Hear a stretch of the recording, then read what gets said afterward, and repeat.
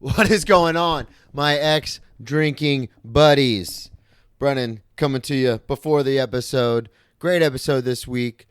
I really hope you enjoy it. I know you're going to love it. Wanted to thank everybody so much for listening to the podcast. Everybody who's subscribing on Patreon, patreon.com/Brennan Tassif. Check out the website if you want to get some podcast merch, brennantcomedy.com/merch store. Love the episode this week. A lot of drug talk, which is super fun. Hope you all enjoy it. And let's start the show. Grab me a beer and grab him a coke. We bout to sit for an hour, bullshit and tell jokes. And please don't mix it up, cause he done sobered up. Brandon T Comedy on your social media feeds. And Brandon Tassif is your ex-drinking buddy. Brandon Tassif is your ex-drinking buddy. Brandon Tassif is your ex-drinking buddy. Brandon Tassif is your ex-drinking buddy. What's going on, everybody? Welcome into another edition of Brennan Tassif is your ex-drinking buddy. I'm your host, Brennan Tassif. If you're new to the show, quick rundown of the show. I'm sober now, but one of my favorite things when I was drinking, partying, getting in trouble, and doing drugs was to hang out with friends, talk shit, talk shop, and reminisce about crazy stories. Again, I am sober, but that is still one of my favorite things to do. Every week I will be joined by a guest. This week is no different. I'm joined by a hilarious comedian out of St. Augustine, Nick Distefano. Well, hello. I am here to talk the shop and shock the wop. You know, I'm out here. I got some stories that, I don't think are the best, but you never know where they're going to go. So Yeah, everyone always says that. And then everyone says that, and then they make up stuff and add stuff, and that's what I'm hoping to do, too. But I'm glad you did send me a list, and the listeners know this, because in the past we've done lists, like, I'll just go off the top of the head, and then every time we finish recording, everyone's always like, I should have told the story about X, Y, and Z. And I'm like, yeah, you definitely should have. The one time I got drunk with George Bush. Yeah. You should have said that. Yeah, that would have been cool. But plug everything up front, where people can find you, where you got shows coming up. This will come out in 2 weeks, so let everybody know what's going on with the St. Augustine comedy scene. Well, pretty much St. Augustine comedy scene has one thing going on, and that's a show that I run with my friends that have been on this show before, Aaron Eads and Courtney Olson as well. Paper Route. We're talking about Paper Route. We're talking Paper Route comedy. That's, pretty much the main show going on in St. Augustine. We run that every month, ideally like the second Tuesday, but we're not really sure.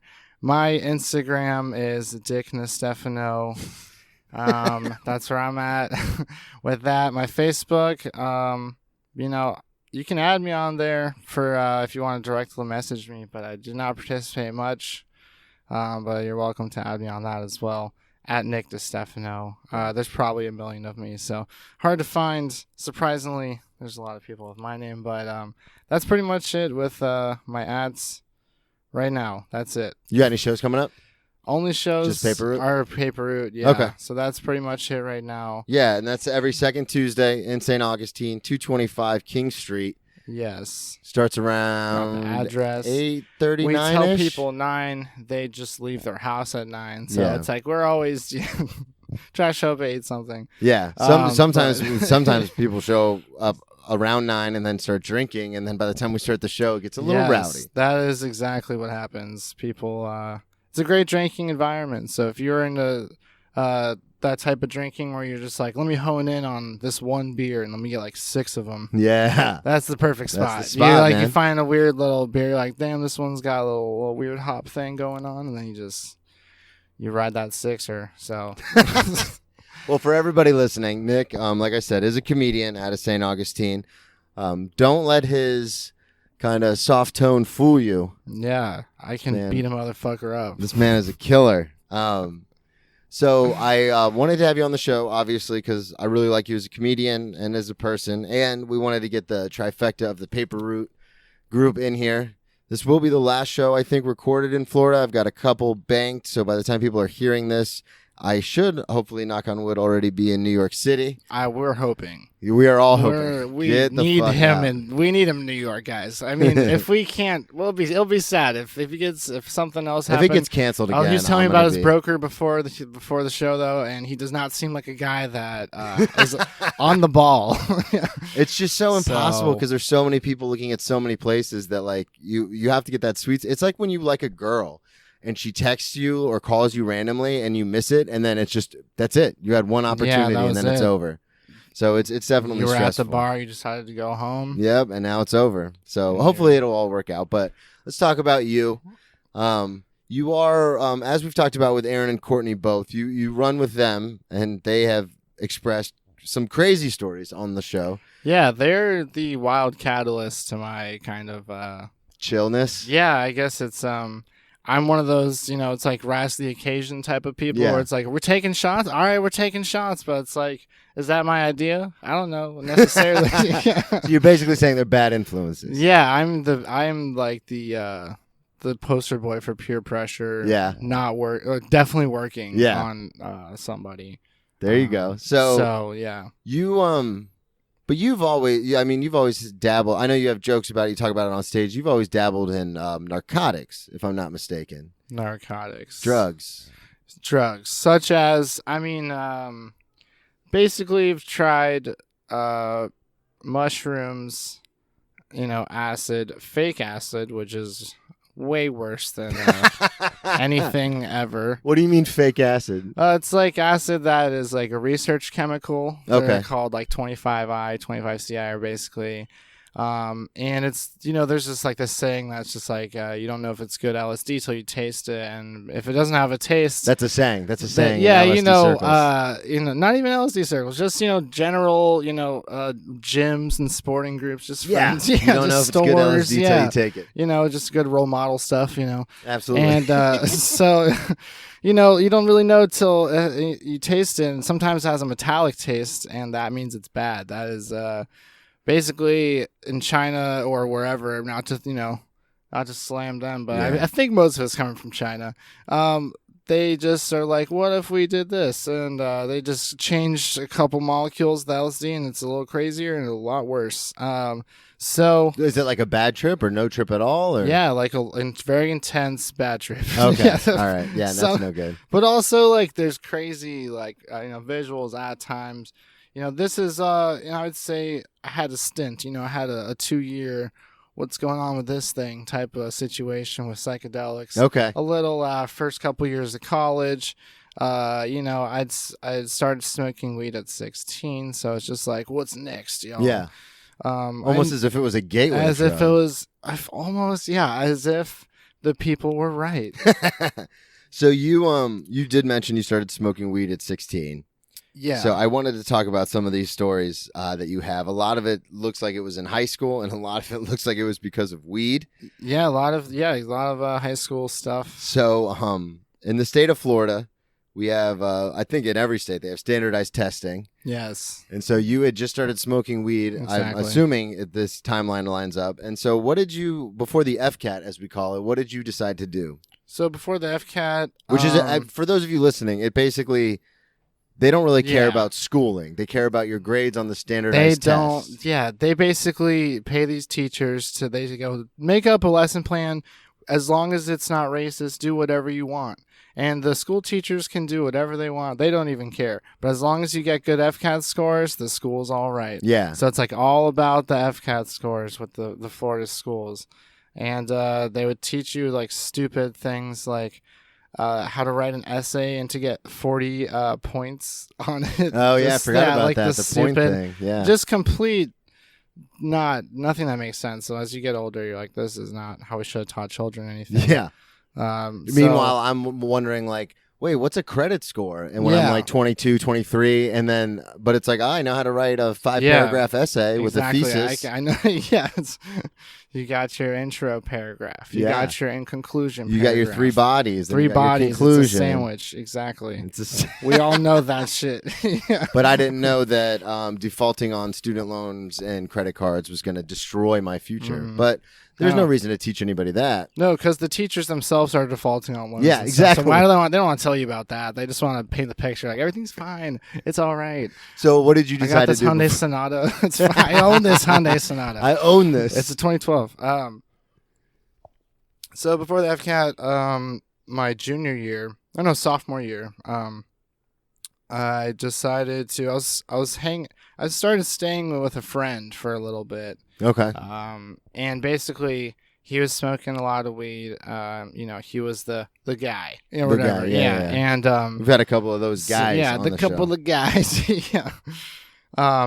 He basically, we started skipping like first period. We would have drama class. Second period, we would have English. And, pretty easy to skip drama class going to English. Yeah. We were reading a book.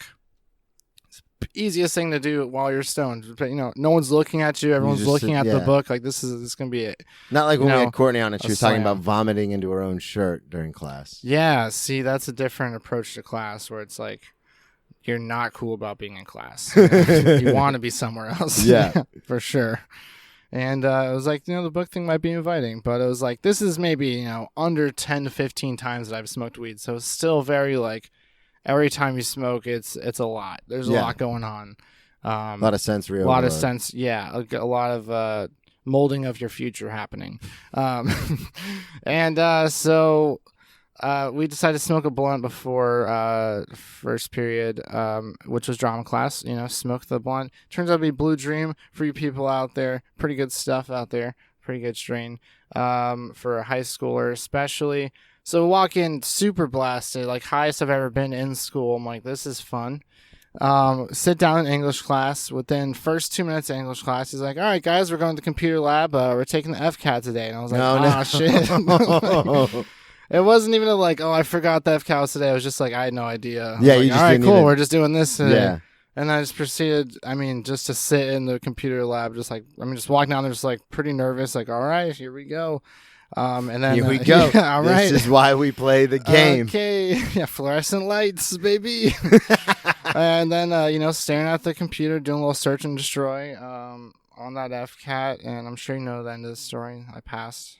It was nice. Did you? I got a 5, actually. Oh, really? Me and my friend did well enough for the teacher, like, brought us aside. He's like, you guys did pretty good and everything. We had, like, a laugh after. And we're just Damn. like, see, it's just like, that test is just, It's well, and it's another thing you too. really so, have but- to not try to not pass Yeah. it. I don't think that people that didn't pass it were stupid at all. It was just like, you're not trying. It's Yeah, it's you're just really not that paying it, easy. yeah. Yeah. because that and so the SAT, those were 2 tests, especially the SAT, because you're taking that by the time you're like a junior, senior. So most people who have friends, I was not one of those people, but a lot of people were out partying and stuff like that.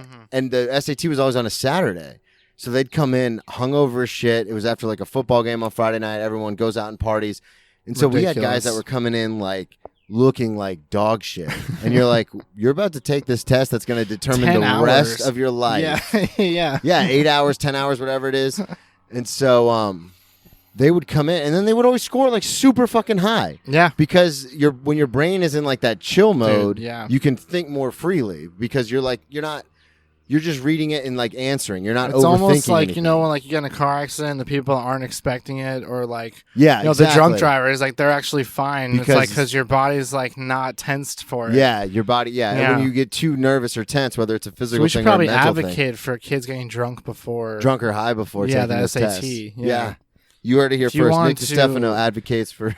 Yeah. So yeah, that's when I'm gonna get into the school system stuff later in life, but that's one of my missions is to just make normalize kids Getting a little fucked taking up. the edge off. Yeah, Yeah. because, dude, it's one of those things where you are like, oh, this is the rest of my life. Like, if I screw this up, there's no. And now that we're older, we realize, like, oh, that's not It true at wasn't. all. Yeah, it wasn't. But at the time, that's a lot of pressure to put on a 15, 16, 17-year-old. it's basically like you're testing into your ability to move out of your house. Yeah, It's not that's a even great way like to put it. It's not even about like the score or the college. You're just like, gotta get out of here. Yeah, Come I on. cannot live here You're anymore. just shaking the dice. Come on.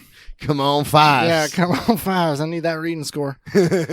So Weed has also led to you getting into a bit of trouble while you were in high school. So this was a happy story.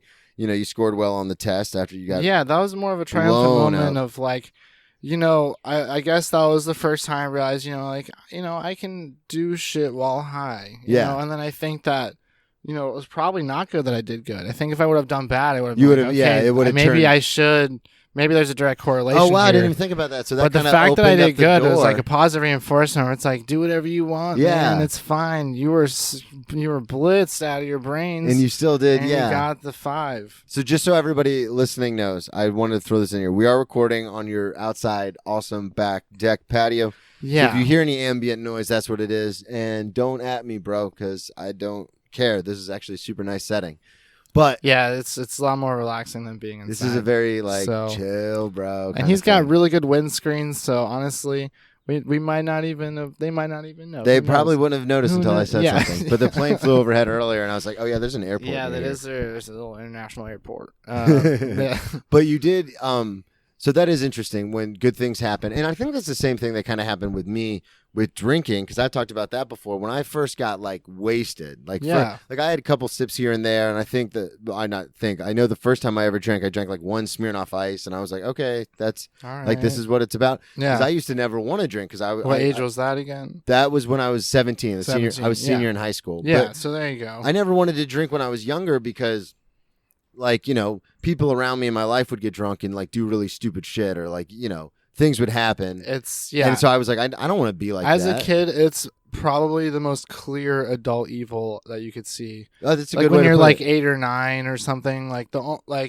when you kind of have your own personality a little bit, and then you can kind of form your own opinions about people for the first time. Yeah. And you kind of see you don't really have an opinion on smoking. That seems cool still as a kid. You're yeah, whatever. Yeah. But when you see a drunk people, or I don't know if you ever went to a bar. I got taken to a bar when I was 9 for the first time. I was 10 or 11. Yeah. Yeah. You're just what is this? I hate this. Yeah. And everyone's loud, and you're I don't understand this at all. And you're just sitting there drinking a soda, and you're why are we just sitting here's here? A dessert, and you're why are we? What are we doing? Yeah. I had a you don't understand at all. I had a very close friend of mine. I was talking about this with Savannah, a big friend of the show, Savannah, the other day. I would go. I don't know why that bothered me. I would go out to eat with a friend of mine. He was one of my only friends because I didn't have a ton of friends growing up. And we would always go out to eat. And his dad would always order a pitcher of beer. And we'd always eat. We'd go to Hooters or Wing House or something to get wings. And he'd order a pitcher of beer. And I always remember no one there, none of them ever ate dessert. But I had a sweet tooth. So at the end of the meal, I'd always want to get dessert, but I couldn't. So we would all just be sitting there, and then the dad would sometimes order another pitcher of beer when we were all done, and I was why are we? At the time when I was a kid, I was so wait, I'm not allowed to order dessert, obviously, because you're paying, so I'm not going to order dessert. But now we all have to sit here for the next 20, 30 minutes while you drink that next pitcher. And I was just always in my head why are we doing this? Yeah, you already see that that's a bad move. As a kid, it's you can't call adults out on too much shit, but you see that, and for some reason, it's just bam. So that's crazy. There's a fine line with alcohol that it's just, because that was my experience. It was fun. The first time I ever got wasted, I realized all my anxiety left, and I felt great. Yeah, and I wasn't worried. So you sit on a couch yeah, and too much to what you're saying. And I was 17 at the time when I first got really wasted. And there were some people from high school that came over, and I ended up 2 girls were anyway, it's a whole thing. Yeah. Not technically a threesome at all, but I made out with 2 girls at the same time, so that was cool. Bam. But high school, God. Well, and that was the thing was it was I think I was 17, but it might have been after high school or just before we graduated, because I remember no one ever really. And one of the girls was known around high school as being kind of loosey goosey, so yeah, I don't think I told anybody about it until now. Yeah, now everybody knows. But yeah, there we go. But it was one of those things where it was so positive my first couple of experiences drinking that I was oh, this is actually a lot of fun, which I'm sure. If I would have had a terrible experience the first time, I would have been oh, I was right not to drink. But then it kind of encouraged me to keep drinking. I mean, how many times have you met a person that doesn't do a substance or something that goes, the first time I did it, I had a terrible time. All the time. And then they didn't do it again. Yep. So it's I think that's honestly more to do with why someone does something than their personality or anything. I think is just how they can actually handle it and how it affects them the first couple times. Because, I mean, again, I'm sure there's so many stories of functioning, heroin addicts or whatever. It's people alcoholics, can do drugs. stuff. Yeah, you can still get stuff done. So it's that's interesting, Because, and then I think that has a lot to do with just people this is no revelation, obviously, for people listening. They're like, yeah, idiots, of course. But Right. to me, it's interesting because it's one of those things where I meet people and they're like, oh, man, like you go to the gym 6 days a week. And I'm like, yeah, like I like to work out. And they're always like, yeah, I tried it a couple times, but I was so sore. Like I just never did it again. And I was like, that's their. yeah, but they like didn't do it right. Well, Yeah. and that's the thing is, it's like, oh, you have that one negative experience, or even if you do it right, but you went too hard the first time, and just like with drinking or drugs or anything, and then you're just kind of like, oh, I'm not going to do that again because that was terrible. So it's so weird how that one experience can totally alter, and we see it. I mean, not we. I see it all the time with a program that I'm in. I can't tell you about it because it's anonymous, but this program that I do where people will come in and they're like, yeah, I came into AA one time and I never drank again and stuff. And then you learn more about them and you go, oh, I don't know if you are an alcoholic or not, but you had one terrible experience and we're just like, oh, I'm not going to drink anymore. Yeah. Because like, and there's probably a huge demo of that. Dude, there's people like that. And I got nothing against them. Like, if you want to come in the rooms. All you got to do is want to stop drinking. But for me, it's frustrating because it's like, oh no, I'm the kind of person where I did this all day, every day for years. Yeah. Like, this was my life. Exactly. And you got one DUI and you're like, I'm out. It's like, yeah, exactly. I called my sister drunk and told her I hated her. Yeah. No, I can't ever go back. Yeah. And it's like, okay, like everyone's got a different bottom, but it's like, it's not. Anyway, I got to stop bashing that. But you did have a bad experience. I don't even know if it was bad. While you were in high school, we're going to stay in high school for some of this. Yeah, stay in high school. Just. So was this later? Was this after the FCAT? This is after the FCAT. This is a year later. So, so you're a junior year AP Environmental Science class going to the Tampa Aquarium. AP shouts out. Shouts out. I think I got a 3, but no, actually I failed that one. That's why I'm out to bring it up. Yeah. So. Well, we're going to the Tampa Aquarium. Okay. My friends and Are you from Tampa? St. Petersburg. Okay, I so went to the high Tampa school area. there. What brought you to St. Augustine? Flagler? I lived College? here as a kid. Oh, okay. So like after I dropped out of college at UCF, I was like, let me just go back to. Okay. It was either, go back to St. Peter's, St. Augustine, pretty much. And my family moved back to St. Augustine. But so yeah, I'd been to St. school? Pete for high school. Okay. And it's senior year or junior year at this point. Sorry. And you're going to the Tampa Aquarium? Yeah, I'm going to the Tampa Aquarium for Is that a big science. aquarium? It's a nice aquarium. I've Yeah, never it's been. pretty nice. It's one of those like where they got a room where it's like, wow, that's taller than me. Like, fish tanks. Yeah, I know exactly a true what you're aquarium. saying. Yeah, I mean, if you go in there, you see it. There's fish tanks, and then there's aquariums. I don't know how to put it. It's just if you've never been. Because sometimes you go into a place and you're like, oh, this is like this is walking Petco through. with like special borders. Yeah. This isn't even like special. So yeah, they had some crazy shit in there. So we're like, let's get really high before. We're taking charter buses up there. This is gonna be fun. Yeah. Cushy, whatever. Also something about me, very late person. So this is like already happening. Like, so it's like bus has to leave at like 8 or something. It's like we're like getting to the smoke spot at like 7:51. We're like, all right, we got this. I mean, it's like it's a disaster from the beginning. My friends, he was the one that was Where? later. No, set it up. So you're meeting the buses the at smoke school? Spot is a pretty funny spot.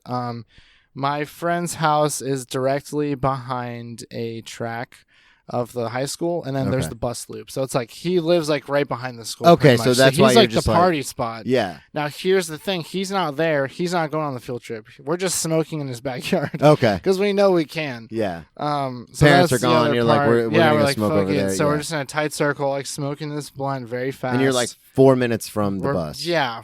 That's why we're like, we could do this. So we're gonna drive in because we don't have the time to like walk. The half mile. hop the fence and then walk. Yeah, exactly. So we drive in, walk through the front of the school because it's like it's the only time to do it, like the first period. Yeah. And then all we have to do is take a right, and we take a right, and I basically have to get to the door, and by the time we get to the door, sorry, I was there's something. By the time you get to the door, there's like an SRO officer like already outside. That's the school resource The school officer. resource officer, aka the guy that didn't have the balls to be a full cop. Okay. Maybe. Shots fired. Bang, bang. Who knows? They always seemed like they were really like too hype about breaking up kid fights, though. Yeah. You know what I mean? Like, it was just like, you're slamming a kid in the ground. Like, yeah, we had you're a guy getting he'd pretty slam, hype about that. Okay. He would slam kids right into the lockers. Yeah. No apologies about it. I know, dude. Those guys are, I don't know. There's something about, anyway. So you walk in, so you're walk just in, a few SR minutes from officer's there. like, hey, you guys- boys, stop. Yeah, okay. And then, like, apparently SR officer's like, someone in the front office said that you reek of weed. And they're like, oh, shit, whatever. Because we, like, walked past the front, and they were just quick with it. So they start searching us. And then this is right in front of the bus loop. So it's like we're already, You're already ready a couple to go, minutes yeah. late. And then now the whole buses are watching us being searched for weed. Like, as we're late. And then it's just like, they're so pissed because it adds like another 20 minutes onto it. Yeah. And then we get on the bus. The teachers are like just shaking their heads like in the front row. And then we just have to like walk past everybody like reeking of weed. And they're all just like, we know what you guys did. Yeah, Like, come we on, know what's you guys happening. ruined this.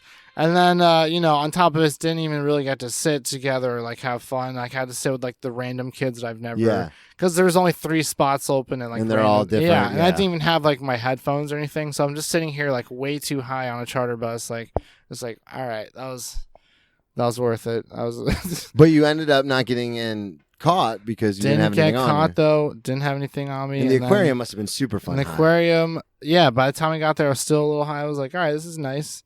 And Just the running water and everything. just is running like, yeah, water. This is cool. Yeah, so it's like, again, my stories don't really have much about like catastrophic things going on. Yeah.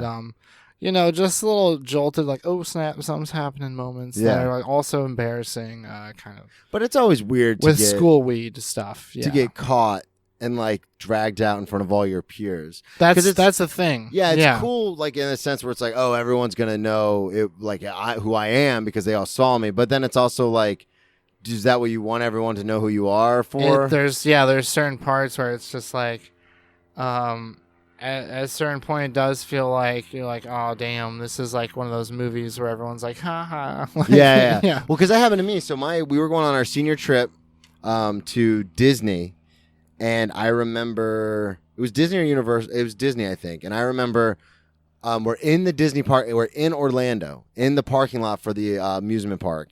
Pretty And much it's- there. Yeah, and it's senior night, so like you go at night, Oh, you get there at like 8:00 at night, and then you stay till like 2 a.m. Wiling out. And and there's like you can get on all the rides super fast because it's just a bunch of high schoolers and stuff.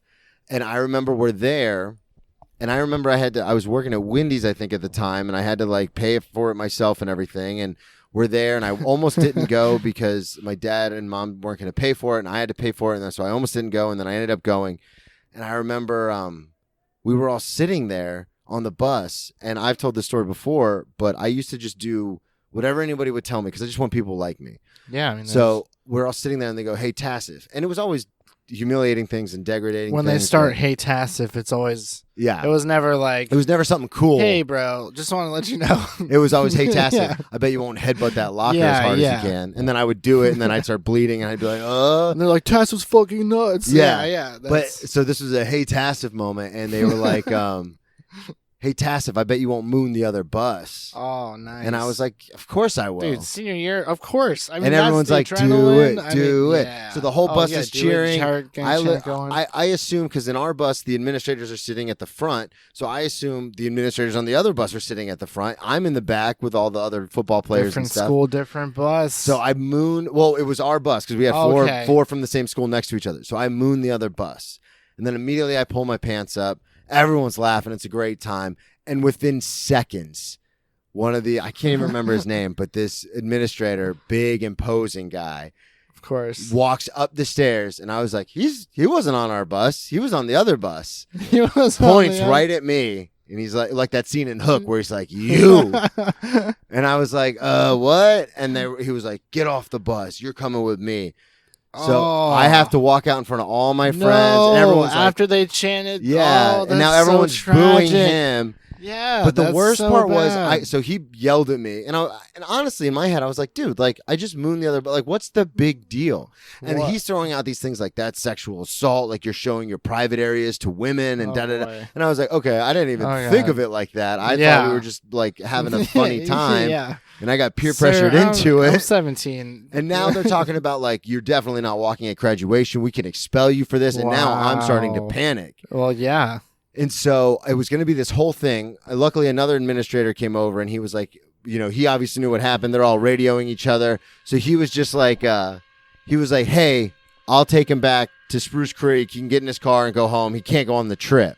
And I thought that was like going to be the full punishment. So as we're driving back, I get to talking with the administrator because it's like an hour and a half drive. Yeah. And he ends up like, luckily, and this is not the only time my brother has saved me. My brother went to the same high school and was a very, very good student, like IB, a full honors. They needed him. Yeah. So, but he graduated a few years before I did. But all the administrators knew who my brother was, and they all loved my brother because he was a real popular kid on the football team. Like, never really got in trouble at school. So it was like a witch tassif situation. Yeah. So they basically were like, all right, well, we'll let you walk. We just won't let you go on the trip. Like, that's the worst thing that's going to happen. I mean, we just won't let you go on the trip. Though. Yeah, and I was just kind of like, but like you said, it was that weird thing where it's like in front of everybody, you're getting dragged out and humiliated, and it's just like, oh, I don't. Yeah, and like a similar scenario where like you don't, regret what you did per se. You just didn't expect that to happen. You're like, well, what the fuck is going? This is like the worst case scenario. It's almost out of nowhere. Like I thought it was fine. It's like my DUIs. Like, that's being 17. You just but like when I got my DUIs, like when I get in the car, I never like it's like worst case scenario, something bad, but it never happens. Yeah. And then it happens, and you're like I knew I shouldn't have done that. Yeah, it was instantly worst case. Yeah. It was terrible. But you did. You were telling me before we started, and I know you have the bit about it. You do like to go to music festivals. You are a big party guy, and it's weird because when you meet Nick, you would never be like, "Oh, this guy rages," but it's very like you said. You succumb to peer pressure very easily. Yeah, and you do love music. You DJ. Yeah, exactly. I'm more of like you'll like find me like in the corner of the dance floor alone, just like with sunglasses on, just like spazzing out, just like that type of person. Music, yeah. So it's more about that. What happened? Might have gotten a little sprinkle, but I think. Oh, is it starting to rain? No, I don't. I think it's one of those. Oh, it is. I see. Yeah, it on the it was a little laptop. half miss. I see it on the laptop. But I think hey, we can do this in swift motion while recording. Motion. So basically, we're moving the whole mobile studio while we're recording. While I'm talking about, I mean, so let's talk more about music. Yeah, so basically, I do like music a lot. Here, we'll go inside. Leave the drinks. Who needs those? Oh, there's a chair. Got caught on the chair. It was a classic scenario where the cord is under the chair. This is fun. I've never done this before. Watch the ledge. Yeah, this is a portable part. This is a portable party, baby. Hey, we're watching ledges. We're going inside. All right, so I've been I'm leaving all this in. I went to my first Bonnaroo. Yeah, of course. We planned this part. We went to my first Bonnaroo Music Festival when I was 17. 17. So that was pretty integral to. How did you manage that? One of my best friends in high school was from he had ties to Tennessee. His mom bought a house up there. So she had been a bunch of times before, and basically, I had gone to the with him. He was really cool. He went when he was 16, so his family was just like being the cool family, taking him, and I was able to tag along when I was 17, and that was definitely an integral part to being like into music and festivals and stuff like that. So the first festival I went to was pretty much just like smoking weed, and I was like, "Ooh, I'll try mushrooms," like in the field. That sounds cool, or whatever. So you tried mushrooms at 17? Yeah, I did. How did that go? That was it went pretty good. It was like another scenario where I was like, all right, this went great. Nothing was too much, so I like that. It's like it was really good for the music. I took it like on the last day of the festival, and so it was kind of one of those things where, much like the first time you do anything that's kind of like big for the first time, you don't really know what's going on, and you're not really doing a good job at it, but you're just like, I think this is how you be high on mushrooms. I don't know. So wait, did you when you ended up doing that, was that like a because you're only 17, so in my mind I would be like freaking out if someone was like, hey, we're gonna do psychedelics, but you were just kind of like, yeah, let's just try it. It was on the last day, so it was more of a like, I felt comfortable there now. I'd seen a bunch of people, kind of like be on whatever drugs are. And I was like, okay, so I can handle this. Yeah, so it's like, I wish I had more times of like things I per se remember, but everyone in general is just like pretty fun at those festivals. And now, do you go to festivals every year? I haven't been to like Bonnaroo since like 2016. Wait, do you go to some sort of festival every year? I've gone to like 3 Points, in Miami a couple times since then, which is like a really great festival. Because I know you had that bit about before the pandemic. Yeah, you bought all the drugs for music festival season, and then there was no music festival. So I was just, I basically just ended up doing all the drugs in my house while there's no. I don't want to burn the bit, but it's so funny. So yeah, there's there's doesn't have to matter. Sometimes it tastes good.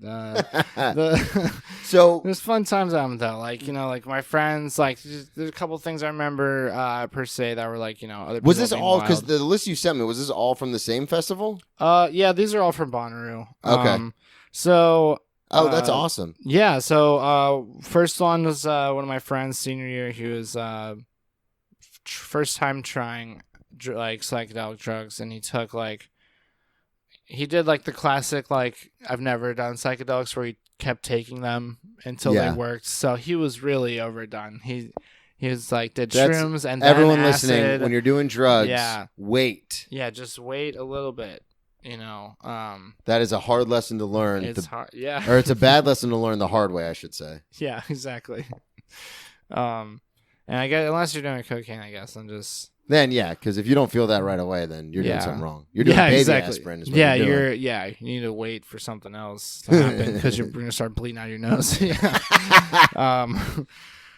So he does all this drugs and he's just having a meltdown situation, and it's we're at the camp though, so we're we can manage this. We're all kind of there. This is 2 p.m. so it's just long day ahead of him. He's And what year was this? 2014. Okay. And he he takes all of the psychedelics. Was this your first one as well, or my second one? Okay. Yeah. So in 2013. 13, you got which was the best one. Yeah.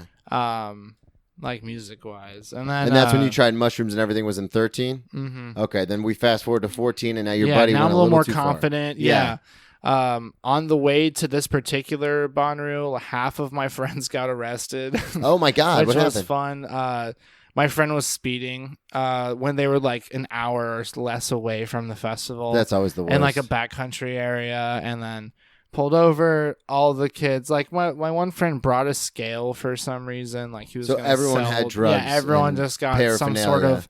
Yeah, the rich kids got to get bailed out instantly, and then the other kids got bailed out the next morning or whatever. But the funny part about that was the sketchier kids that had the scale and shit. He shows up to the Bonnaroo site with these super sketchy guys, and he's these are my friends from inside. He's theyey're gonna hang with us. I was well, no, why are we doing Oh my this? God, so they all got bailed out, and he's 45. hey, we're going to Bonnaroo? Yeah, and we're 18, and then my God. they're we were on our way to Bonnaroo too, and no you weren't. They're no you weren't. No, not with us. Yeah, you were on this is high school kid Bonnaroo. This is not this is not grown man felon Bonnaroo. This guy looked like he'd been on acid for 10 years. He looked like the Big Lebowski, but just strung out skinny version, and also just bugged out. So basically, they were just really sketchy and just one of those people that walks around with a speaker really loud, playing their own music type of shit, just really a lot, Never consider it. So basically, that was funny. The kids, to go back to him being too high on psychedelics, I basically am helping explain look, you just need time to pass. We're just laying it out for him, Yeah, you got to coach. You him just through gotta it. wait, Yeah. And then so after he kind of gets the whole spiel for 15 minutes. He just takes a really deep breath. He's in one of those lawn chair, pull-out chair things. He's just somebody needs to contact my mom, and we're what? No, we just started laughing because no one's contacting your mom. No help is coming. Ridiculous thing he could have said. Yeah, we're no, we're not gonna call your mom. Yeah, your son's really high on drugs. He just wanted to say. He just wanted to let you know. So yeah, have a good day. He's okay. Yeah, we got him. Yeah. Oh my God. So that was just another What ended up happening? Did he come off the ledge eventually, or? Yeah, he he did some shit where like he fell asleep or some shit, quote unquote, for like a couple hours. It was just he was gone. Yeah.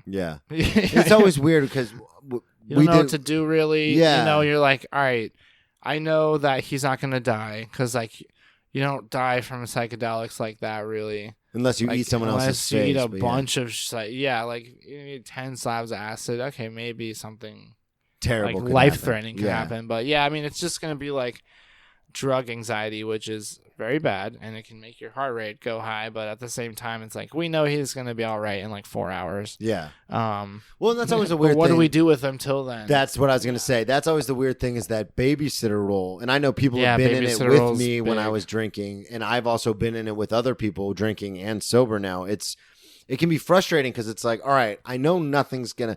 I don't know if it's because I'm too empathetic or because I want to look out for people because I like to protect people, but I always feel like I have to watch them or something terrible will happen. And it was actually my older sister one time told me, she was just like, hey, like they'll find a way home. Like people want people want to like get back home to their bed. Like it's not exactly. And that's when I started being like, okay, so if I go out with a bunch of friends and some of them get hammered, I can just be like, all right, I'm out of here. Like I've had enough. And that's something I've also learned being sober is that if I'm in a situation and I don't like it, I can just leave. Like I don't have to be there. And I think that's one of the liberating things about the music festival is they're like, what? You can't even blame me for not watching behind for you. There's like one of our favorite artists of all time playing in 30 minutes. Like I'm going to go do that. Yeah, exactly. You have your own problem. Exactly. You created this mess. You made this bed. Now you got to lay. And that's what festivals are: is a combination of people having a problem, and it's a combination of people that are like kind of like doing their shit right. Yeah, and they're very supportive when you have a problem. So it's a good environment. If you are listening, you want to go crazy one day, it absolutely is the best time to go do that because everyone is kind of looking out for you in a sense, you know? Yeah, so that's the thing. It's like, and there's tons of stimulation. There's tons of things to do. Yeah, no one's going to let anything definitely don't suggest doing that at your house. Yeah. Don't go to a bar, a dive bar and just, you know, take tabs of acid. Like, yes, you're going to be a menace to society. Like, things are not going to go good. So what is this other story about? Last little thing about Bunner that was fun was just a quick little thing about it was like, you know, seeing LCD sound system with my friends. We were super hype and on like Molly and super like emotional. Is this the same Bonnaroo or is this a different Bonnaroo? This is going to be the last one I went to, 2016. Okay, so I went in college with like a couple friends. And, where is Bonnaroo again? It's in Tennessee. Okay, I know you said that earlier. Actually, shouts out to Christoph. Was in this story. Oh, really? I went with him. Huge shout out, Christoph Jean. Yeah, Christoph Jean. Very funny comedian out of Orlando. Hilarious. Go follow him. Yeah, we tried to get him on the podcast. It just didn't line up. But hopefully next time I'm in town, we'll get him. Yeah, so shouts out to him. But I was with him only because it's like he was part of this interaction. Like we see the whole concert, and then we just like turn around with that. Oh my gosh, that was just the most amazing thing ever. And then like. Literally, like a row behind us is just Ari Shaffir, just like with no shirt on, also rolling face, just like we're like, oh shit, like what's up, like that was amazing. Ari, big comedian, huge comedian. Yeah, that was all. He's check like, out Ari cool. Shaffir, Skeptic Tank. Yeah, lives in New York City. Hopefully, I'll run into him. He was just there, you know, just like also having the same mind blowing kind of like he was clearly on, you know, some too, where it was just, or maybe just the shock of the concert, or whatever. Yeah, but it's just like, no, he's definitely on drugs. It was very cool. Yeah, it was very cool to be like having that, so to speak, like same moment with like one of your favorite comics as you turn around. Yeah, I'm like, holy shit, like this is not happening for real. Like, it's like it can happen. Like, this is not happening for real. And I remember Christoph was like, I hadn't done stand up at that point, but Christoph already started. And I remember he was like, hey man, like I do stand up. And then Arsh was like, great, like keep doing it. Like he's like, yeah, awesome. And then we were just like leaving the concert, like. So how did you know Christoph if you weren't doing stand-up? We were roommates in college. Oh, really? Before all of it. Started doing stand-up there. So when did you start? Because this is actually a perfect transition. Normally, I try to force it in the beginning, but this worked out really well. When did you start doing comedy then? It was in 2018 when I moved into St. Augustine. I had like gone to a couple of shows at the Core Zone, which was like a show that they used to have in town. And I'd seen. So what? But how did you? So you drop out of UCF. You end up coming back to St. Augustine. Yeah. So at that point, Christoph, I've been doing stand up for like a year, and I'd known about it. So I'd gone to a couple open mics there, in and like seeing people. Orlando? Yeah, like Okay. I remember seeing like Mark Gagnon. Because your some people roommate like is that. doing it, so you Yeah, went so to a like couple. I went to a couple as like like Support. handful. So I understood it a little bit. Like wasn't like completely like what's this, but that was kind of it. And I had to move because my grades were too poor to get financial support. Shouts out to myself, and I had to move back to St. Augustine, but So you're in St. Augustine. How do you meet Aaron? How do you meet Courtney? Aaron Like, and how does that whole Courtney, thing I happen? moved downtown, and I actually moved like a couple houses down from Aaron. Okay. In 2018, it turns out. So what were you- there's like a little coffee bar thing Okay. that started doing an open mic when there's this girl that is not a comedian, but we didn't know that really till after started like an open mic there. Okay. And Yeah, because that's where we Aaron talked met. about okay, he talked about starting comedy at that. Courtney starting it first, and then he started doing it. Yeah, it and was so- like a little coffee shop next to, it was just right down the road from me. So it Okay. was just like my sister and I like went in one time when they were there, and I was just like, yeah, I could do this. Like it was just one of those things. I mean, I don't know how to really explain to anyone that's ever decided to like try an open mic, but you just have this like switch that turns on that you're just like I could do that. You Yeah. know? Well, then there's I don't people who know. have that who think, oh, I could do that. Then they get up there and it's like, oh no, you can't do this.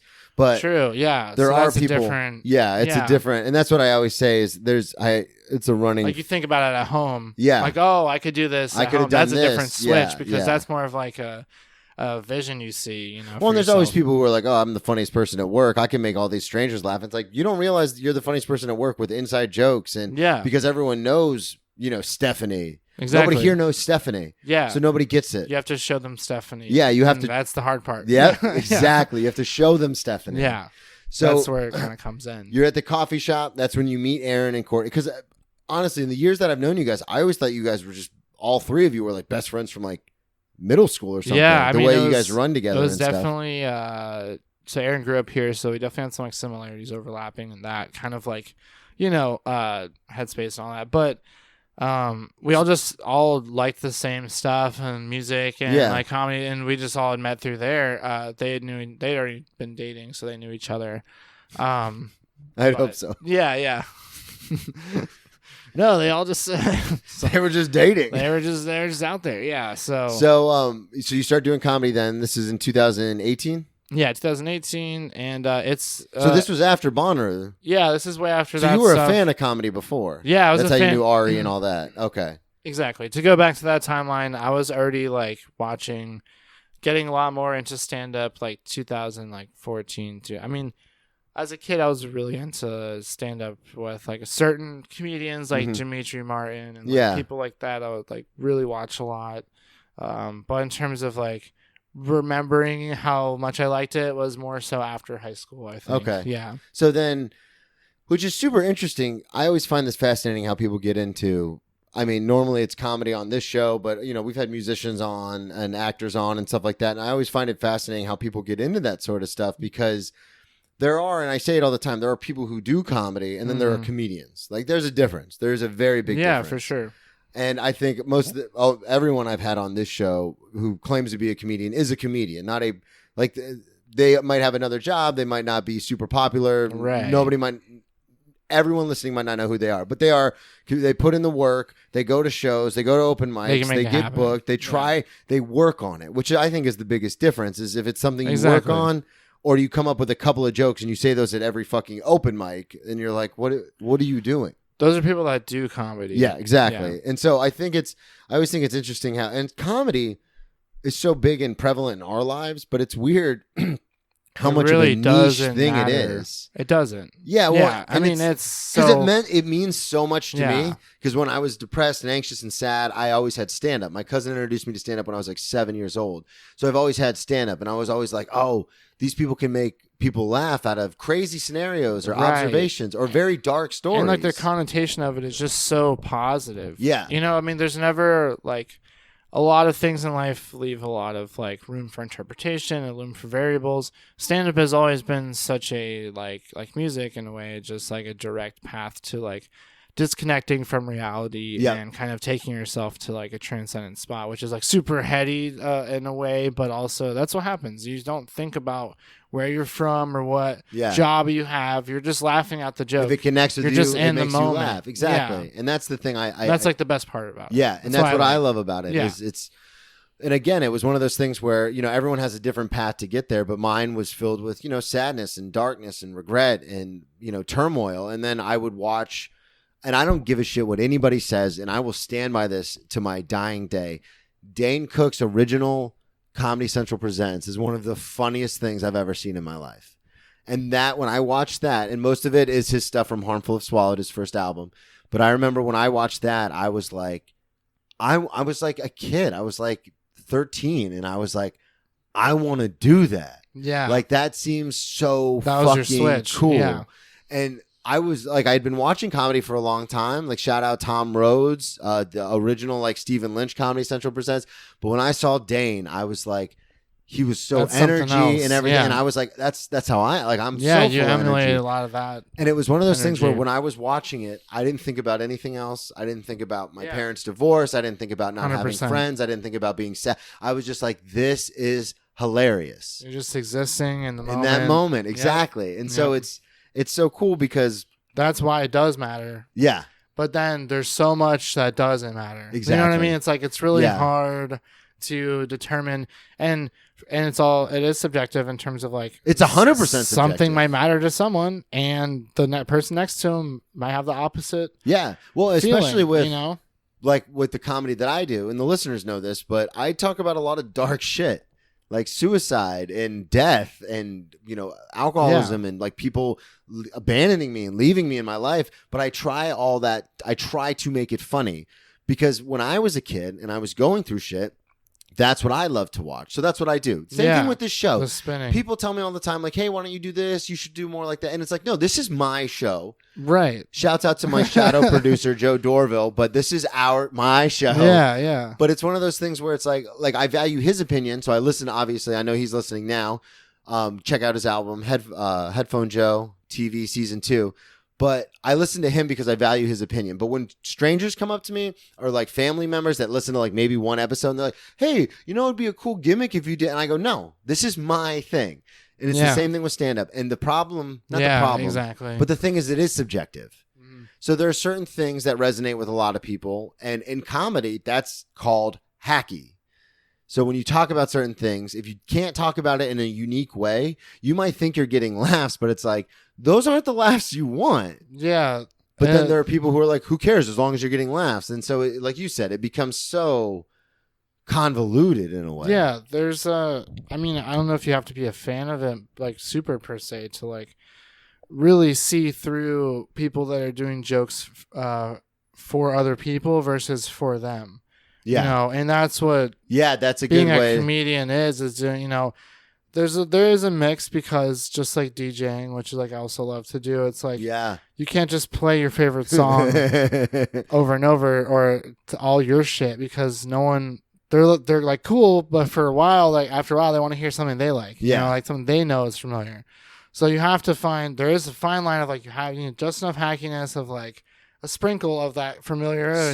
So where people, it's genuine from your own angle, where it's not and coming it's true off as because like you're just doing this for the laughs. And that's the thing too about it that's interesting is that when I say hacky, I mean the very basic kind of fundamental ideas that people think of, like having a joke about getting drunk. Yeah, a lot of people have jokes about that. But exactly. The way you say your jokes about being drunk, no one has a joke like that. Exactly. So you can take a hacky premise for yourself, and you can turn it into like people have stuff about relationships. That's a huge thing people talk about. Yeah. Now, if it's just a basic, oh, my wife does this, blah blah blah, then okay, then you're being a little hacky.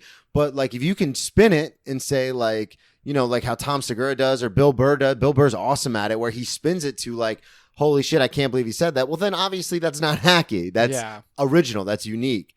And so I always thought that was interesting. And I know we got onto this whole tirade, but I just think it's a really cool thing to meet people who, because again, stand-up is such a niche thing that I love talking to people who actually value it as much as I do. And like you said, it's the same thing a lot of people are like with music. But are realistic with it. Yeah. It's like that's one of the things that I sometimes get a little like I got disengaged from this conversation with people about the comedy scene locally. Pretty much, we're just talking about the Northeast scene, but like it happens Northeast everywhere. Florida, I'm sure is that everyone at a certain point they get too romanticized with it and too like a little out of touch with it, where it becomes like it's cool that you're interested in that, but it's not realistic to be like, this is everything, this is my everything. It's like, because if we look at it at a necessity standpoint, it's kind of getting more on the obsolete kind of side of things, as opposed to the like, holy shit, like this is going to be the next thing, you know? So it's like, yes, there's more interest, but as an art form, like now that everyone can see it on the phones, and like, yes, it's different in person, obviously it's way better in person, but there's still, it's still on the like, okay, we don't need this as much as we did in the 70s per se, when there was nothing to be entertained by. There were no jokes that you knew. Lenny Bruce is, Lenny Bruce, he's one of my idols. And in the 60s, he was talking, and that's something that I strive. Or like social commentary. Exactly, is to shine a light on things. Now it doesn't really matter. Social commentary just, but no one cares. Everyone's got a fucking Twitter, so everyone has their own opinion. That's what I'm saying. Now. So it doesn't really matter. So stand-up's not good for that anymore, per se. So, as much as people are like, Bill Hicks and all those people, it's like they wouldn't necessarily do as well today because like people don't care about that and then you have all these old comedy people like, well, that's real comedy, and it's like, well, not anymore. Well, see, and that's something that I struggle with vehemently, is because I want to do something where I'm trying to say something. So I'll get on certain comedians that I know locally, where I'll be like, why are you talking about the 3 things you know people are going to laugh at? Like, why don't you try to expand? Why don't you try to talk about something else? And then they're always like, because our goal is to make people laugh.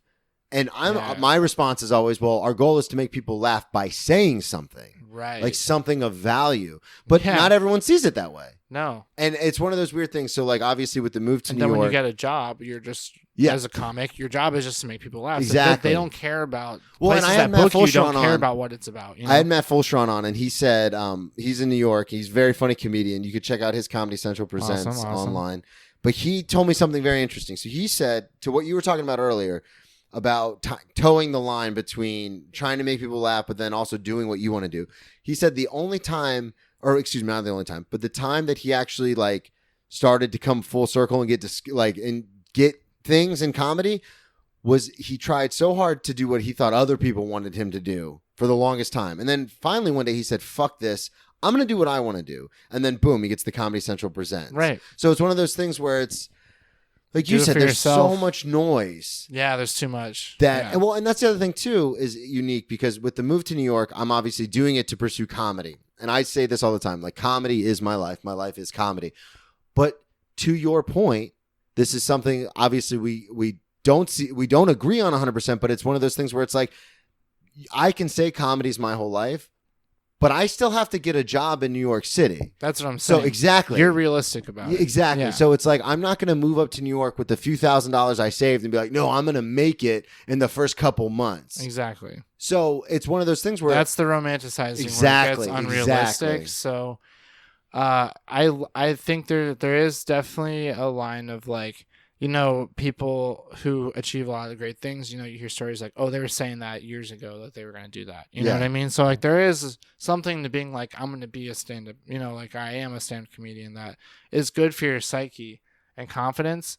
But then, it's like the whole classic, the best plan is no plan, where it's like, if you give yourself too much of that confidence, then you get up there and you realize you're gonna knock your own self down, and then you're gonna have to figure out how to reapproach it, and I think maybe that's the first couple of years of comedy are about, and that was the thing with me was, and I'm not gonna sit here and say I've done, I've only done comedy like maybe 3 years with a pandemic in between, so it's like I'm not really gonna sit here and be like I know a lot of it, but you still know, because you guys have started your own shows. You started in a scene where there was no scene, so I've you built it from the ground up. You didn't just write a new set for every pay-per-view show. You didn't just walk into like a super busy scene and be like, oh, I'm a part of the scene now. Like you and Aaron and Courtney have had to build it from nothing. Right. So it's nice to have that, but also it's like I'm realistic with where I know what it is. Where it's just like, you know. Well, and I'm the same way. Because when I started in 2009, I had just done open mics, and I would do an open mic like every couple of months. And then I have the joke where I'm like, yeah, I did 2 open mics, and I changed all my stuff to Brennan T Comedy, which is true. But like, I would only like I was a person doing comedy. Like, I was not a comedian. I wasn't a comedian until I got sober and came back into comedy. I was always a person doing comedy because drinking was more important, work was more important, everything else was so much more important. And it took me almost dying and being in the hospital, and then I got sober. And then I told my sponsor one day, and the listeners know this, but I was like, if I'm just going to the gym and going to 2 different jobs every day, like working 2 jobs and going to the gym and going to meetings, like I'm going to kill, like I'm out. Exactly. Like, I'm not doing this anymore. It's just like the switch that you're asking about, what made you start it. There's a switch that makes you realize that you don't want to be a certain type of person in your day job. That happens too. Yeah. Where it's like, because I'm like you, like I've achieved a lot of like progress in my day job, and it's like, yeah, someone could look at this on paper and be like, well, you made it. Like, you're set. Like, you have the good. You have a good job. You have a good job. You got a place. Yeah. You got everything. But it's like, you know, that's not enough, you know, in terms of like gratification. So you search for that other thing, whatever it is. Whether it's, like you said, working out, whether it's drinking or, you know, exercising, you know, whatever you got to do. Yeah, but for me, it was comedy. If comedy is your thing, then that's very healthy, you know. And I think that you should straddle that and see how far that takes you, because that's going to be your thing to alleviate your stress from your day to day. Yeah, and it's one of those things. Whatever it is, you know, if it turns out being comedy, then it's like, keep doing it, but just be realistic. Well, and that's the other thing too. Is like I do the podcast and I do stand up, and it's like I could not make any money from any of this, but I'm still going to do it because my whole goal is to help. If there's one person I can help, which I know there is because I fucking get emails and DMs and people reaching out. So if there's 1 or 2 people out there who are like, man, I couldn't stop drinking, you know, I didn't know what to do. Then I started listening to your show and heard all the crazy shit you went through and how you cleaned everything up, and now you do comedy, and that's inspired me. So that's the only reason I do it. Like, I make $31 on Patreon. Yeah. Like, I don't give a shit. I love that. Yeah. I just did a show for everyone, a going away show in Jacksonville, and we forgot to pass the bucket. And I forgot to mention, hey, if you guys want to, you know, if you like the show, it was a free show, but you can always Venmo me or Cash at me at Brennan T. I forgot to say all that, but I don't give a shit. Yeah. Because it's not, I don't care if I make another dime. That's what I'm saying. Is that $50 worth like your pride knowing that you were kind of sitting there asking people to redirect the energy? Because, you know, like your friend, like the other comic, it's like, it will come if it's from the right spot. Yeah. You know, if it's coming from the right place, it's going to be right. You'll get it. Yeah. Yeah. Oh man, we got heady there for a second, but we're gonna shift gears. Yeah, I mean, it's, you know, it's nice. You're going up north. It's good to talk about it. You know, it's you know, something I don't talk about too much stand up, but it's nice to kind of like and it wasn't. Sometimes it turns into the whole podcast. Profess how it to relate it, you know, back into wild stories and how it helps people. It's just like, you know, you see how it can kind of mold your personality to do a certain thing. But in the end, it really isn't worth all the stories and stuff like that, because what is it? Like, oh, just, you know, it takes you an hour to tell all the stories and that's like your party life. You know what I mean? It's like, it's really, you're not missing out on that much, you know? So it's like, for, you know, everyone that is like, you know, considering like, oh, should this be like my path? It's like, again, like that switch turning on. It's like, if it feels like that, go towards that, because that's probably going to be your thing to, you know, get you feeling confident again. Alleviate some of the stress. And I got, stress. you know, one final, I guess, kind of like silly. Well, hang on. I wanted to do. You got time to do both of them, or you just want to do one of them? Which one? Oh, yeah, no, definitely. Yeah. I want to talk about the 9 people in the house. I was going to say, how I forgot about that one. Yeah. So you have a story here. We're gonna shift back. We're gonna shift back to the stories. Back to why you shouldn't do drugs. So we were talking about psychedelics, and so you have a story about doing acid. Yeah. So go ahead and set that up. Going back to the research chemicals thing, where it's not real acid. The first guy. When was it? When was this? How old were you? Where are you? Gonna be the first semester after college. So it's like seeing my high school friends for the first time since moving back to St. Augustine.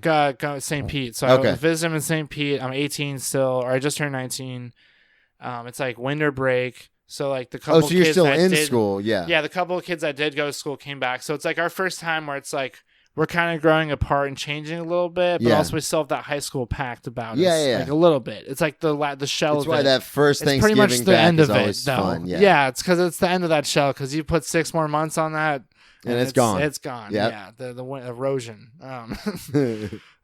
So we got that whole squad thing going. We meet at my friend's house. His grandma's like out of town or something. Is this the same friend that lived right behind the school, or different same house? friend group, different house though. Okay, same friend group, different house. So this is like a 2-bedroom, 1 bath, like little porch, little fencing area. Yeah. Simple Florida house. Send the picture there. There you go. Yeah. Wood floors, sectional couch, TV, kitchen on the left, table on like the center. Everyone's there with part. us now. Everyone's here. Everyone's with us. Everyone's in the house Stick with your us. tongue out. Let's take the trip. So basically, our friend who is like the drug guy, Yeah, the like, guy. Hey guys, I've been doing a lot of crazy shit since high school. We're like, all right, cool, like whatever. He's like, you guys want to trip? And like everyone in the friend group had been like tripping pretty consistently, like for the last couple of months. Like, Yeah, so and everyone's... so I'm coming back to this not knowing this. Yeah. And they're like, yeah, man, like, yeah, we just do this now. Yeah. I'm like, all right, cool. Like, fucking, Let's do it. all right, boys. Yeah. Saddle up. So it's like 9 people in the house. We decide to like all like have just like a party. Like, we'll just hang out, we'll like trip, and then we'll like listen to music and just like space out or whatever. Like, Yeah. someone bring a bottle or some shit. There's like one girl that's sober. And then there's like someone's like girlfriend, and then there's like another girl there that's, no, she's tripping. So yeah, this is like 2 girls that are tripping, and like 6 guys, and Okay. like 1 sober girl. So it's like kind of the scene there. First like 20 minutes, it's very So metallic. everyone takes this It's very acid. metallic tasting, very bad. Very bad. You're already in for the bad thing of it tastes As like soon as you taste metallic. the metal, you're like, Mhm. God damn it. Yes, exactly. Like, son of a bitch. But I didn't know this still. This is at the point where, like, again, I'm just being introduced. I'm like, oh, we do this Yeah. now. We do So, this now. This is how LSD is. And take it. Things start going south within 20, 30 minutes. High anxiety, kind of like what are we doing? What are we doing here? Like that kind of like Yeah. feeling. Like, what if we just put some music on? I don't know. Like, I'm nervous. And this is how you know it's really bad. No one can agree on a music to play, which Oh, is wow. that's a bad sign. Yeah. It's like we're 9 friends that have the same music taste. This should be easy. And everyone's tripping on the same drug. You think it Yeah, would be and easy. I come back from college listening to Mac DeMarco for the first time. If anyone's like listening to him, but he's just like super like a surfer like thing. So I was like, oh, let me play some of this, like Yeah. get the Chill everything relaxing down, yeah. stuff. First like 2 seconds of the song, my friend's like, "What is this?" It's like screaming, like I turn this off, like so everyone starts kind of panicking, and then like within an hour, it's like realizing this is not going well. Visually wise, it's like the classic like everything's melting type of thing. So Yeah. it's like the everyone's seeing like this painting melting. There's one girl that's just going like, I don't know what's going on. I don't know what's going on. Oh, no. Make it stop. Like the worst thing you want to be saying. Just like we all are going through this right now. We're doing it all together. Yeah, you don't yeah. got to scream this. Don't say what's going on, like and making it worse. That's like when you have a little kid on a plane and you don't like to fly and they scream every little. What was that noise? Yeah, What yeah. happened? What's that plane? What's that? Why is the wing doing that? You're like, just shut the fuck up and sit Yeah. down. I don't know either. But we're stuck. We're here. I'm We're still in the air. yeah. You got to deal with it. Exactly. And it was just like one of those scenarios. Again, constant theme, me coaching people, like we're gonna be all right, like trying Yeah. to keep it steady, but it is chaotic. My one friend starts drinking pretty heavily. While you guys are still in the middle of this like, terrible and trip. this is like one of those like lemon vodka bottles, like not a good thing to Yeah. drink. So he's just like necking this bottle. Two of my friends like, oh, we'll go over here. I start trying to play FIFA with my other friend. It's like we're trying to like zone out. Like, all right, this is kind of okay. My one friend, I don't know why he got so drunk, but at some point he just took off sprinting around the neighborhood, like fucking Really? hauling ass, sprinting as fast as he could. Comes back inside the house, and then just proceeds to just like pass out on the floor. And is like kind of doing like a wheezing thing where like, oh my God, like he's dying now. Yeah. Like what is happening? His heart's exploding. This is the worst day ever. This is not a good party. Where'd I park my car? Yeah, we're still trying to find music that's working. He's kind of like passed out on the floor. We're trying to like tend to him. The one sober girl's like freaking out. It just is. It's just like such a chaotic feeling for like 4 hours, pretty much. Just like no one knows what to do. Smoking weed's not helping. We're trying to sit outside and like joke around. Nothing like that's working. Go inside to a room to like zen out, and then like all I remember from that was funny was that one of my friends grabbed this. He thought his girlfriend was next to him, but it was like this other girl, and just like, oh no, grabbed her and was like, oh shit, my bad. And then everyone was just like, all right. Thanks for coming out. Yeah, that was awesome, fun. Cool. Yeah. And then we were just like trying to listen to music. I remember I kept saying like, play this one Bonobo song, play this one Bonobo song. It was just like I kept like tracking on this one like song I wanted to play. But you guys all made it through? Calm everyone down. Yeah, kind of got everyone through. He ended up like waking up eventually, like a couple hours later. Is there a hangover when it comes to acid? It's more of like stimulant in a way. Okay. You're more of like kind of like wired, like a Adderall type of situation. Okay. Yeah. Yeah, because I've never. It's a hangover though, and it also, I mean, have you smoked weed much or at all? I used to smoke weed, and I've done mushrooms, but I've never. It's like smoking acid. a lot of weed, kind of feeling too when you wake up, like kind of like grogginess, but you're still kind of high feeling, but then also being stimulated. Okay, yeah, because psychedelics is something I've always steered away from. Yeah. Because, and the mushrooms that I don't really plan on doing any acid. I tried, I don't even think was like real mushrooms, because people used to always tell me like, oh, if you have anxiety, like you got to be around the right people or you'll have a bad trip. And since I run super hot with anxiety, I was always like, oh, I'm just never going to do that then, because I'm always anxious. So I'm not going to touch it. So I was always curious, because we had Andre, we had a few people on here talk about psychedelics, and I never thought to ask like if it really fucked with your the after effects. The worst part about acid, absolutely, is how long it lasts. It's like you have like the whatever trippiness for like 6 hours or so, and then there's just like this 4 extra hours of just like, oh shit, I can't sleep. I'm still kind of like seeing shit, but not really. Yeah, I'm just kind of in a weird mood now. I'm just like flatlining. Oh shit. Kind of like my buzz a little bit. So it's kind of gradual though, so it's not necessarily like it's something not like ecstasy or Coke, right? It's just like boom, like nothing. Yeah. So and you're like, oh god, I hate life. Yeah, it's not like I want to die. Quite that. Yeah. So was this the same group of friends that you went to homecoming with? Yeah. Okay. Went to so transition earlier in this year, bam. So I'm already going hard. I went to a Bonner. For a senior, I'm pretty. So we're back in high school. So party. Rewind it 6 months. We're in high school. 6 months, high school. Senior year. It's October. I'm getting my first little like silver button up bullshit Calvin Klein neckline from Ross shirt or whatever. Dressing out or whatever. Homecoming's the fun high school one because like they don't make you like pair up in dates for something, I mean, like for prom I don't know why that's still a thing, but we always went, everyone always went to prom in couples, but in homecoming everyone just kind of showed everyone up. Just goes hard, everyone's just like, oh shit, someone just shows up. So we're drinking. I drank at the before the party at my friend's house. This is the same mom that took us to like Bonner. She's the cool mom, party from house. Tennessee, yeah. So she's awesome. We're drinking like 2 or 3 mixed drinks before, I'd say maybe 3 beforehand. Also, I'm like at this point 120 pounds maybe. So it's like it's not good. Yeah, it's not a good combo. So like there's pictures of me at the dance. I'm pretty sloshed already. It's like red eyed, just like thumbs up, like the you close the one eye, it's like you got 2 eyes. I have a glossy grease face where you're just like, damn, he's fucked up. Yeah, what's going on? Yeah. So then like the dance is like fun. They have like the leftover snacks from the basketball game for like food. It's just like there's really nothing. It's like I had some chips, and then we go to the after party. Is that at the same house? Different house. Okay. But this is not a fun parent. He is this kid is like a baseball kid.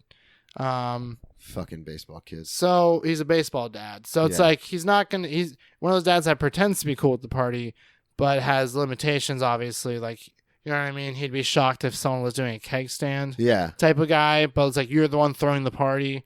So wait, is he allowing alcohol at the party? He's or allowing did you alcohol at the party. Okay. So that's cool.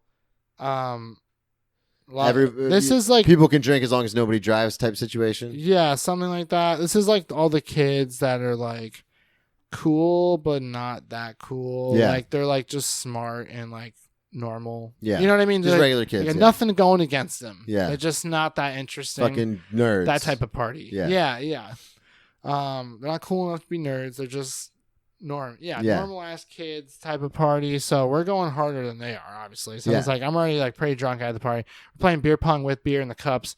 You know, Hell yeah. I didn't Good realize ass party. You're much younger than me, but I didn't realize that was the thing. Beer pong with water in the cups, and then you sip a beer. Yeah, I didn't know that's a thing. If you're playing at a dirty backyard, I mean, that's probably the best thing to do. Yeah, like when I was in college, it was always beer in the cups. It's not as fun because what, a sip from your beer? That's not a fucking half beer. No, it was about you got drunk as shit every game. I did it with shots because I wouldn't drink beer, so I did it with shots, and man, that would get you. You better win that game. That's your only game. Yeah. You get one game, you lose. One. Yeah. So you're at the party. You're already kind of hammered, and playing now some you're just beer getting... pong. My friend shows up with a bottle of Patron, which I've never had before. Yeah. Take a bottle of Patron from shot it from the bottle. Yeah. Swig. Yeah. Yep. So they took that fateful swig. Mixed with those, so I drink very fast. Like that's like all within 30, 40 minutes. Like, Jesus Christ. Just getting to the party. I was like, first beer pong game, cool. And then shots. And then our friends show up with the weed, and they're outside, not necessarily invited to the party. Yeah, they're just showing up with weed. Yeah. In the also, periphery of the party. Not the normie kids. They're like the cool rapper kids. Yeah. So it's like the baseball dad is already red flagging, kind of like. It's already I'm kind of drunk, but I already see that he's looking at what's going on, type of thing. So we leave to go smoke, and it's I don't know how long that takes. It's we're having fun, we're just shooting the shit. I'm drunk as shit. I'm stumbling drunk. This is the only time I've ever been stumbling drunk in your life. Yeah, really. Yeah. So this is why what I was not necessarily jumping at the bit when you're like, dude, I show. I'm just shit. I don't have any stories yet. But this is my but this is a good story. This is my only and you do a lot of drugs, so that's fine. I do. Yeah, exactly. So I've done a lot. This is my stumbling drunk day. So we basically I've got days. You got a day. Yeah. This is that one day. Yeah. We're one day back in we October. roll a blunt on the side of a storm drain. So they're just rolling up on the side of the storm drain. We're just kind of chaos probably because we're just smoking in the middle of the street, just being drunk. We're walking around the neighborhood, so probably causing some bit of just loud cacophony, chaos. Come back to the house.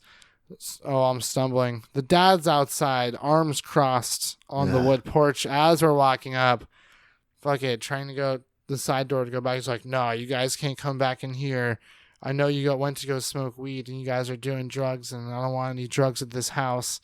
And you guys are too drunk, just complete. So what? He wants you to drive home? You're too drunk? So yeah, we have to wait for whoever's mom or taxi to pick us up. So I'm just sitting on the front of his porch.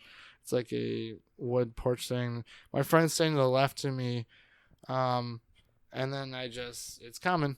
I proceed to sideswipe my friend with a wave of vomit and paint his front deck with he did. A pool of vomit. Is he still outside? And he's kind of in the screen door area. Okay. So now he's outside the screen door. Yeah, he sees me puke. So that's a funny thing. He's just disappointed because he had to kick us out or whatever. And now I'm puking on this guy's porch. It's a wood deck though. Well, fuck him. It's not you can spray it off. He is. So they're spraying it off, and I'm just whatever.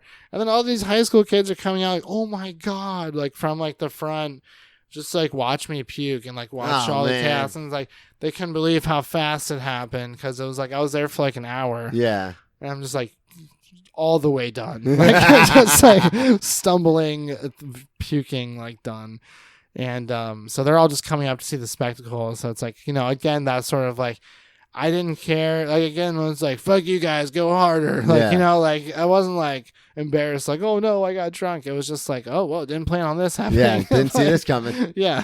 Worst case scenario. Then I get back. I didn't black out though. I remember this. Yeah. And then I get back in the car. So who came to get you? It was a van. I don't know if it was my friend's mom, or like a taxi situation. But you just like get in his the van. sister or something. Yeah. We all get in this like big car, go back to his house. It's like 3 or 4 of us are sleeping the night at his house, and then, so I sleep on this like futon thing that's like in the front, and then I wake up and I sleep like right on top of the covers because I'm just like so done. Yeah. I'm just like I can't.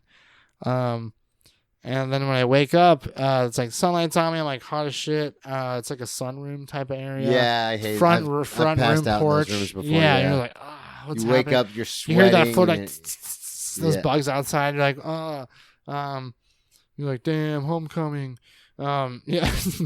And then like classmates start walking in the door, like that were at the pre-party. Yeah, because it's the pre-party house I slept at, and they're like girls that I like know from class that are like, I don't want to be seen in this like, situation. They're just very like, it's just like people I would not expect, like 3 or 4 people like walking in the house, and they're walking right through that front room because past it's in me, the sunroom. like yeah. they see me like zonk, like trying to get up, sort of thing. They're like picking up their stuff.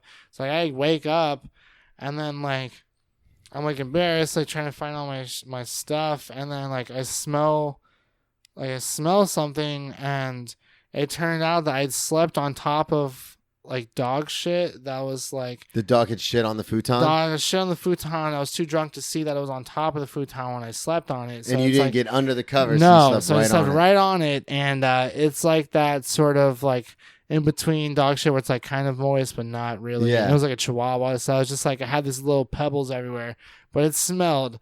So I'm just waking up like hoping that these girls don't see that I'm covered in dog shit. Oh my god! After everyone saw me puke and leave earlier in the night, and I was just like, you're 17. You're like, this is gonna be my big night where like I'm gonna be a man and maybe I'll kiss a girl. Like I was trying to, it was going different route, So like in terms of embarrassment level, worst case scenario again.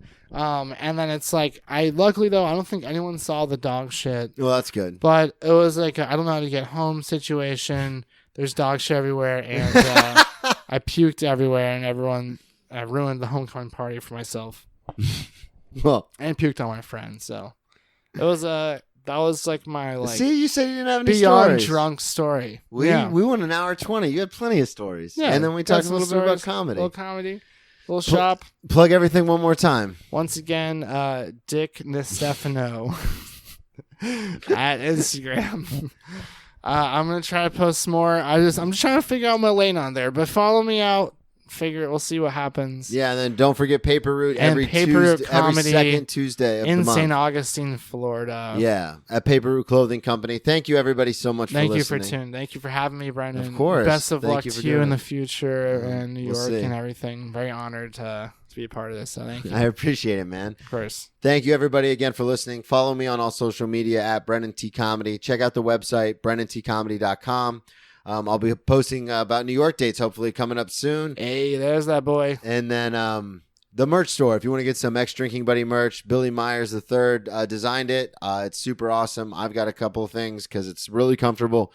Go to brendantcomedy.com/merch store. Thank you all again for listening, and we'll talk to you all next week.